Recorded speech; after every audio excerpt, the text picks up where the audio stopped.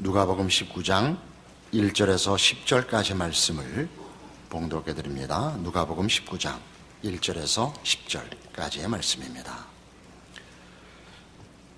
예수께서 여리고로 들어가 지나가시더라. 삭개오라 이름하는 자가 있으니 세리장이요 또한 부자라. 그가 예수께서 어떠한 사람인가 하여 보고자 하되 키가 작고 사람이 많아 할 수 없어 앞으로 달려가서 보기 위하여 돌 무화과 나무에 올라가니 이는 예수께서 그리로 지나가시게 되밀어라.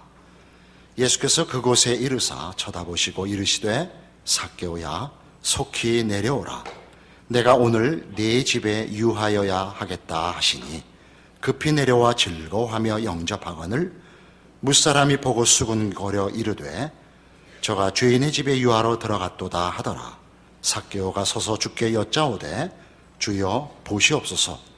내 소유의 절반을 가난한 자들에게 주겠사오며 만일 누구의 것을 속여 빼앗은 일이 있으면 네 갑절이나 갚겠나이다. 예수께서 이르시되 오늘 구원이 이 집에 이르렀으니 이 사람도 아브라함의 자손이미로다. 인자가 온 것은 잃어버린 자를 찾아 구원하려 함이니라. 오늘 본문 말씀은 여러분 잘 아시는 삭개오에 관한 이야기입니다. 그는 세리장입니다.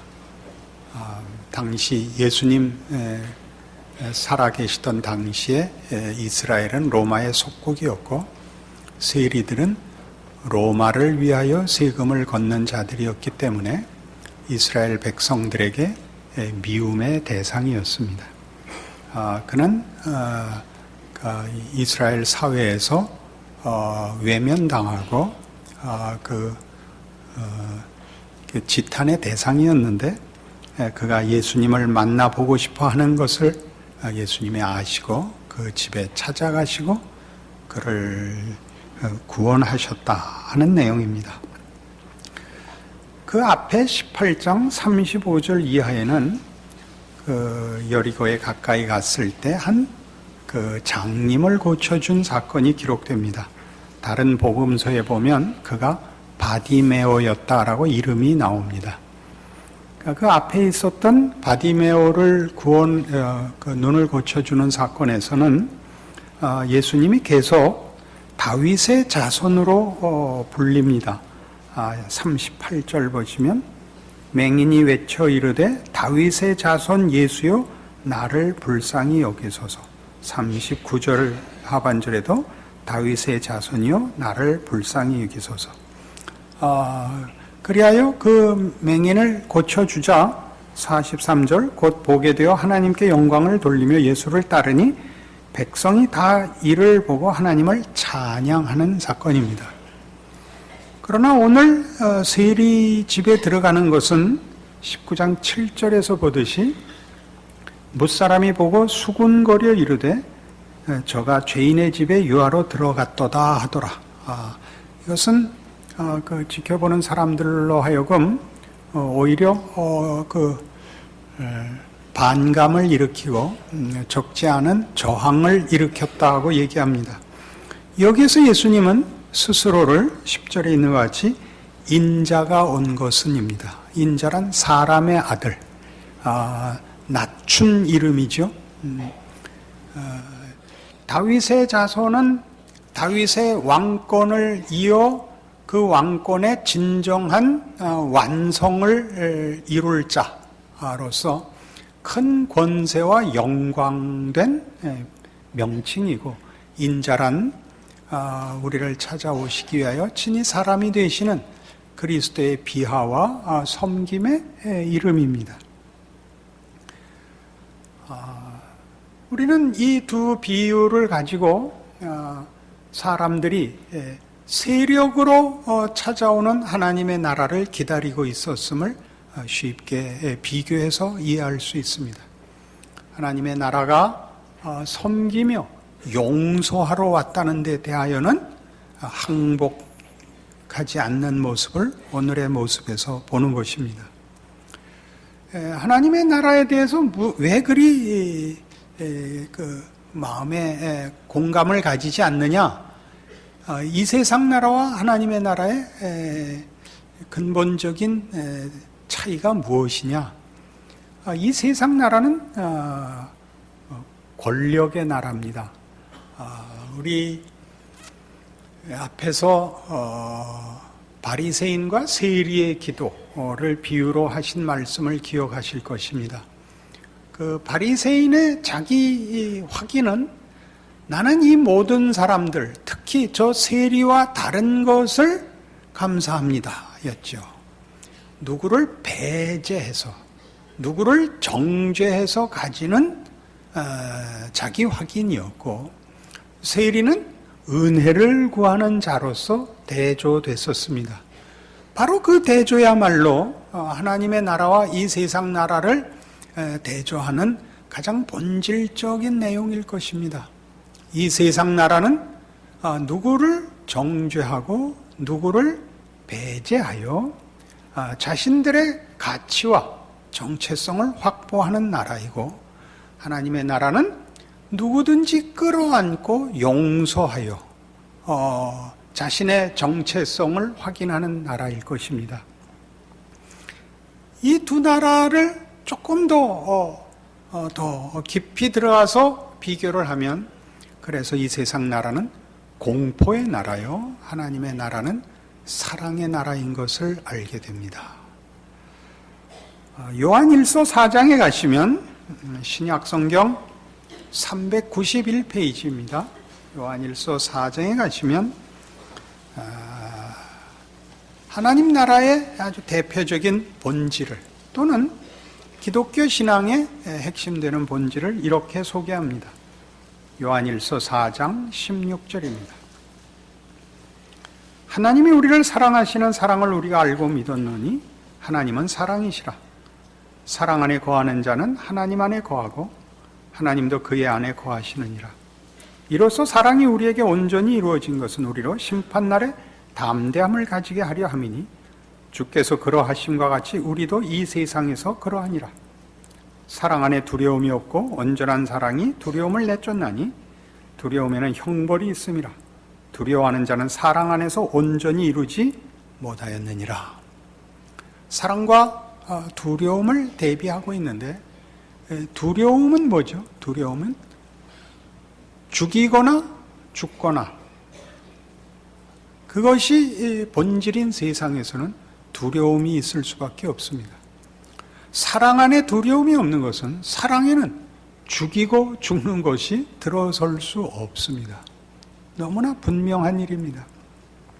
사랑은 더 사랑하고 더 많이 누리고 더 많이 주고 더 많이 기뻐하고의 세상이고, 두려움이란 죽고 죽이는, 살아남기 위해서 죽여야 하고 죽지 않기 위해서 늘 조심해야 되는 세상입니다.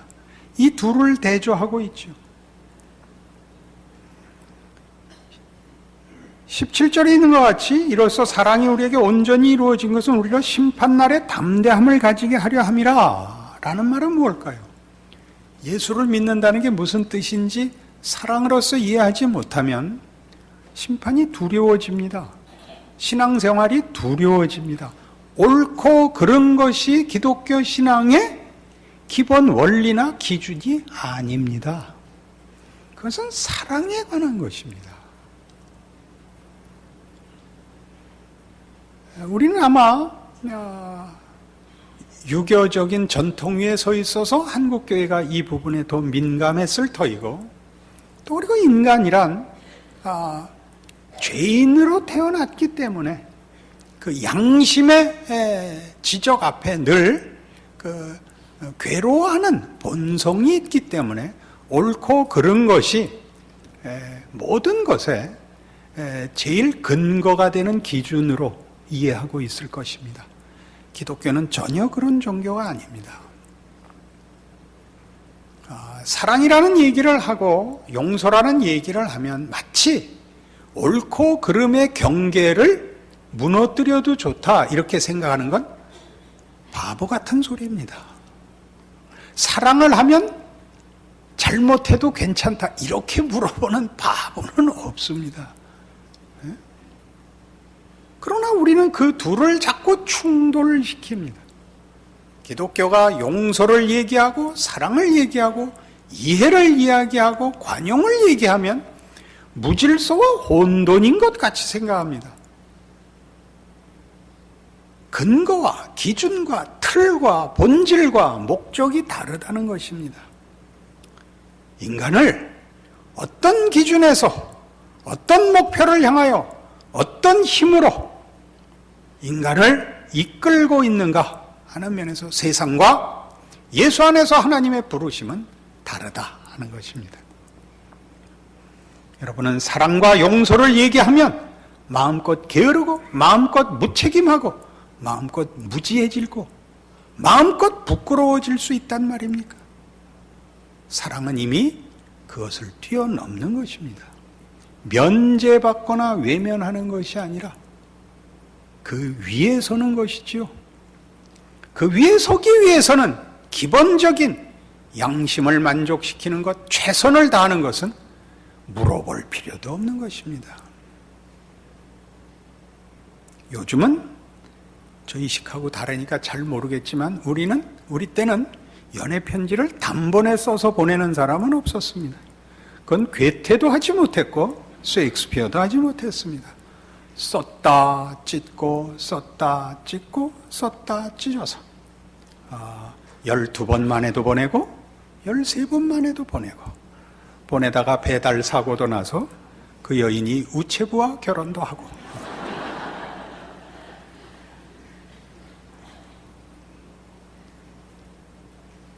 기독교 신앙의 부름의 놀라움은 하나님이 우리를 사랑으로 부르고 있다는 사실입니다. 우리는 잘못하기도 합니다. 그러나 여러분이 자녀를 기르면서 보듯이 부모가 자녀를 잘잘못을 법으로 다스리는 가정은 없습니다. 법보다 혹독하게 처벌할 수도 있습니다. 그러나 그건 사랑이기 때문입니다. 법으로 하지 않습니다. 요한복음 15장에 가시면 이 문제에 대한 예수님의 직접적인 가르침이 등장을 합니다. 요한복음 15장 9절 말씀입니다. 아버지께서 나를 사랑하신 것 같이 나도 너희를 사랑하였으니 나의 사랑 안에 거하라. 내가 아버지의 계명을 지켜 그의 사랑 안에 거하는 것 같이 너희도 내 계명을 지키면 내 사랑 안에 거하리라. 내가 이것을 너희에게 이르면 내 기쁨이 너희 안에 있어 너희 기쁨을 충만하게 하려 함이라. 내 계명은 곧 내가 너희를 사랑한 것 같이 너희도 서로 사랑하라 하는 이것이니라. 사람이 친구를 위하여 자기 목숨을 버리면 이보다 더 큰 사랑이 없나니 너희는 내가 명하는 대로 행하면 곧 나의 친구라. 여기서 친구가 왜 등장할까요? 아래 위라는 개념에서 강요하고 굴복시키는 힘이 아니라는 것이지요. 대등한 관계로의 부름입니다. 어찌 피조물이 창조주와 대등해지겠습니까마는 기독교 신앙 안에서 하나님이 예수 안에서 우리를 부르시는 구원은 하나님이 우리를 대등하게 부르십니다. 그 관계에 있어서 말입니다. 그것은 힘으로 굴복시키는 강요가 아니라 두려움에 떨며 붙잡히는 노예가 아니라 사랑하고 사랑받는 기쁨과 감사의 관계로 부름받는 것입니다. 이제부터는 너희를 종이라 하지 아니하리니 종은 주인이 하는 것을 알지 못함이라. 너희를 친구라 하였느니 내가 내 아버지께 들은 것을 다 너희에게 알게 하였습니다. 너희가 나를 택한 것이 아니요 내가 너희를 택하여 세웠나니 이는 너희로 가서 열매를 맺게 하고 또 너희 열매가 항상 있게 하여 내 이름으로 아버지께 무엇을 구하든지 다 받게 하려 함이라. 내가 이것을 너희에게 명하면 너희로 서로 사랑하게 하려 함이라. 사랑하게 하려 함이라. 우리 지금 삭개오의 비유에서 이걸 배우죠. 예수님은 사랑하러 오셨고 우리에게 사랑을 가르치러 오십니다. 앞에 바디메오의 사건에서는 사람들이 왜 예수를 칭송하고 하나님께 찬양을 돌렸을까요? 힘만 보았으니까. 소경을 낫게 하는 힘. 그러나 삭개오의 사건에서는 용서하시는 하나님, 대하여 그들이 알고 있는, 그들이 기대하고 있는 종교라는 것이 제한적인 자의 우월감을 확인시키는 힘으로, 기준으로, 그래서 누구를 배제하여, 누구를 처벌하여 확인하는 힘이었으면 좋겠다라고 저들도 모르게 고백하고 있는 것입니다. 비겁한 것입니다. 누구의 잘못을 들춰 자기의 그렇지 않음을 확인하는 것은 참으로 가난한 것입니다. 우리 늘 집안에서 일어나는 일이죠. 너 이번에 성적이 이게 뭐냐? 아무개를 봐라. 그럼 그 아무개는 이 꾸중하려는 아이보다 분명히 앞서 있는 자일 것입니다. 그러면 자식이 꼭 누구를 예로 듭니까? 자기 아래 있는 친구의 비유를 들죠. 내 밑에 여러 명 있습니다. 제가 알고 있는 친한 친구 집에 있는 아들은 한 반에 56명 중에 50등을 했습니다. 졸업반 때. 그리고 또 대학을 갔어요. 그러니까 나중에 어머니가 물었대요. 야, 네 밑에 있는 6명은 뭐냐? 3명은 운동하는 애들이었대요. 나머지 3은 취직한 애들이었대요. 내 밑에도 6명 있었어. 이것은 가난하고 비참한 것입니다. 기독교 신앙이라는 것을 다만 쟤 보래요, 저 사람 보래요, 저 사람을 처벌해 주십시오 라고 기대하고 믿는 것이라면, 여러분은 요한복음 3장 16절에 나오는 하나님이 세상을 이처럼 사랑하사 독생자를 주셨으니 라는 말을 아직도 이해하지 못하는 것입니다.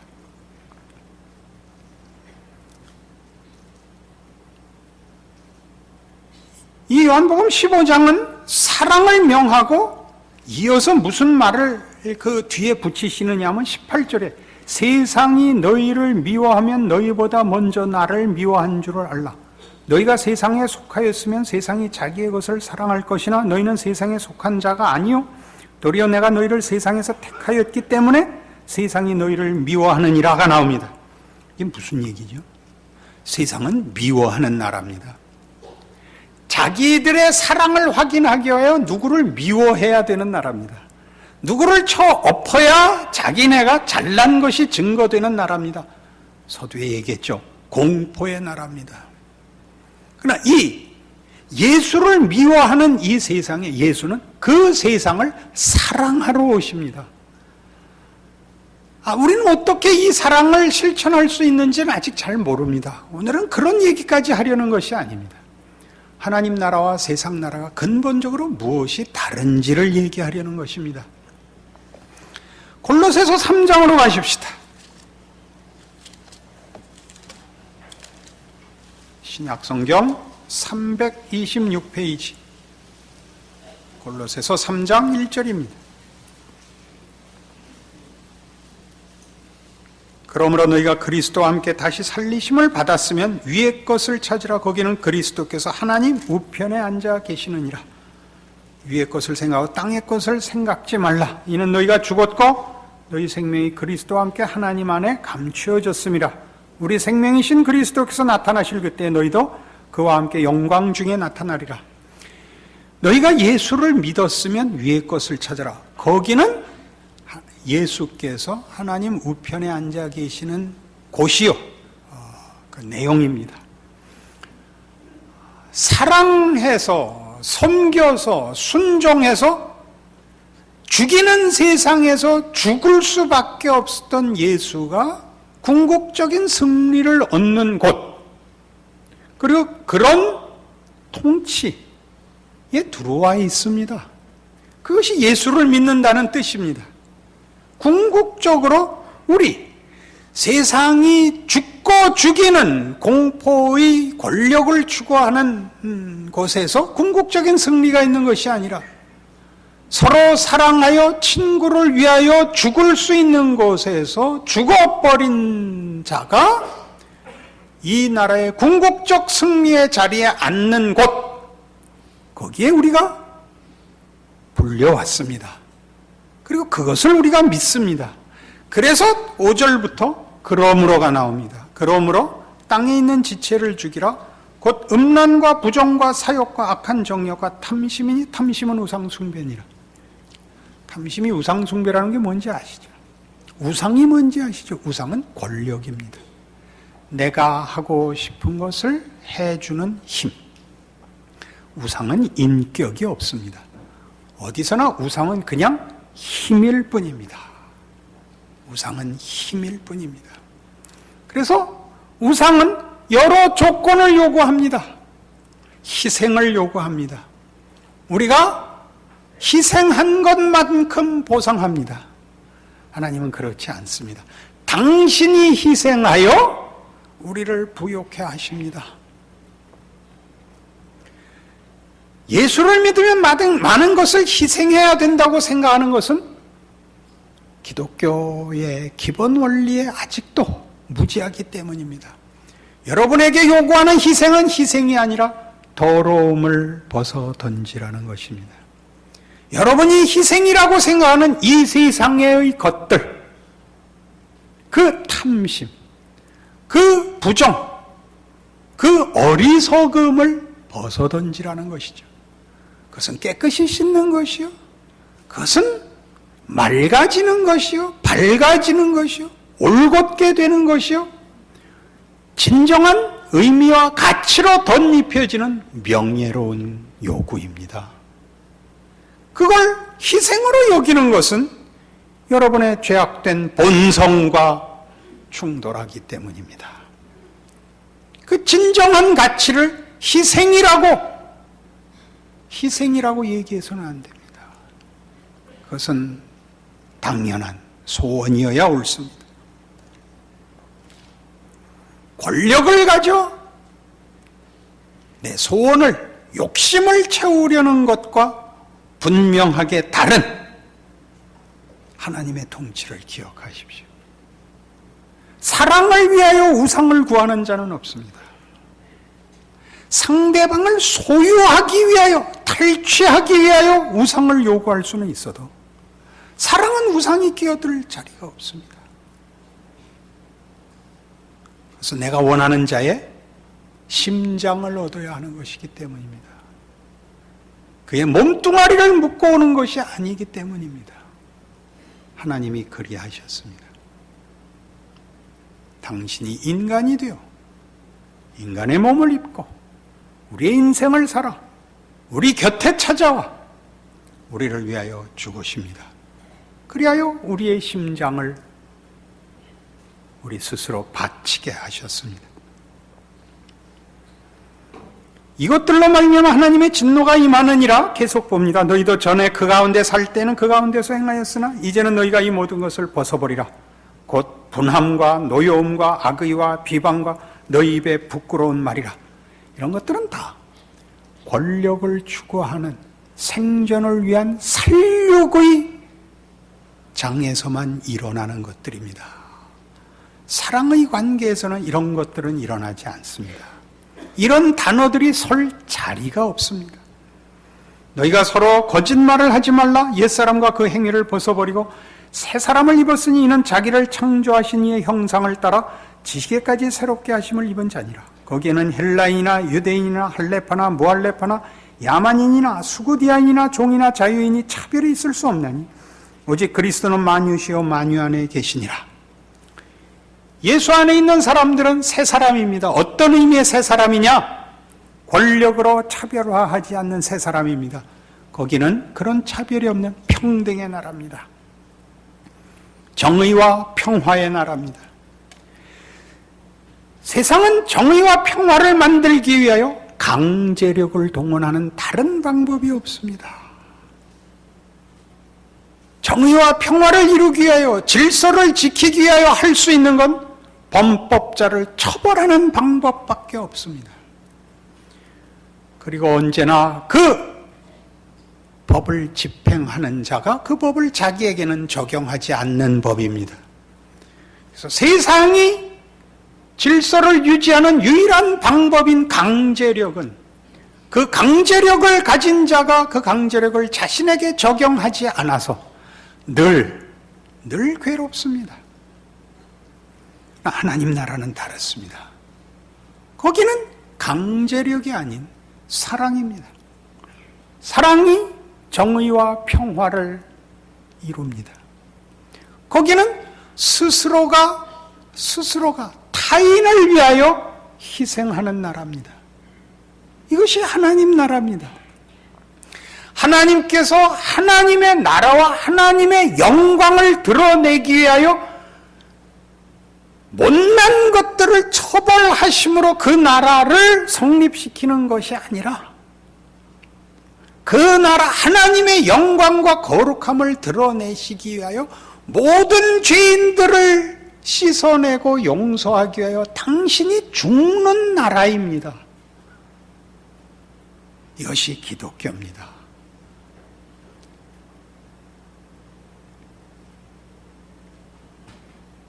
(12절) 이어봅니다. 그러므로 너희는 하나님이 택하사 거룩하고 사랑받는 자녀처럼 긍휼과 자비와 겸손과 온유와 오래 참음을 옷 입고.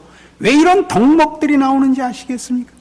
이것 자체가 무슨 가치를 가지는 것이 아닙니다. 생각해 보십시오. 강제력이 질서를 유지하는 나라가 아니라 사랑이 질서와 평화를 이루는 나라에서 여기 나오는 긍휼과 자비와 겸손과 온유와 오래 참음은 당연한 사랑의 어떤 편린들입니다. 그 모든 걸 합쳐 적극적으로 사용될 때 우리는 그것을 사랑이라고 부르죠. 목사님, 사랑을 설교하시는데 왜 이렇게 성질을 부리십니까?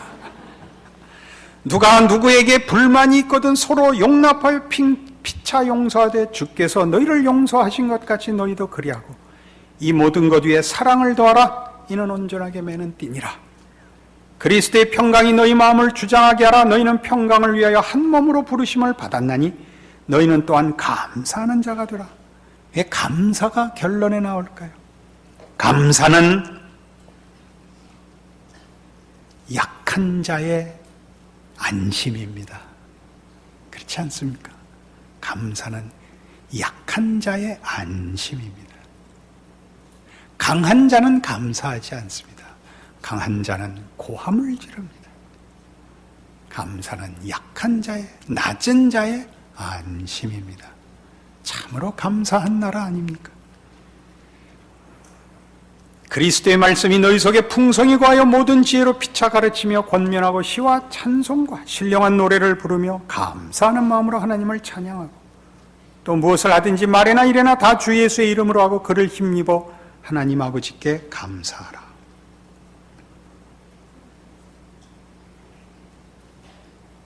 기독교 신앙의 덕목은 권력이 아닙니다. 긍휼과 자비와 겸손과 온유와 오래 참음은 권력일 수 없습니다.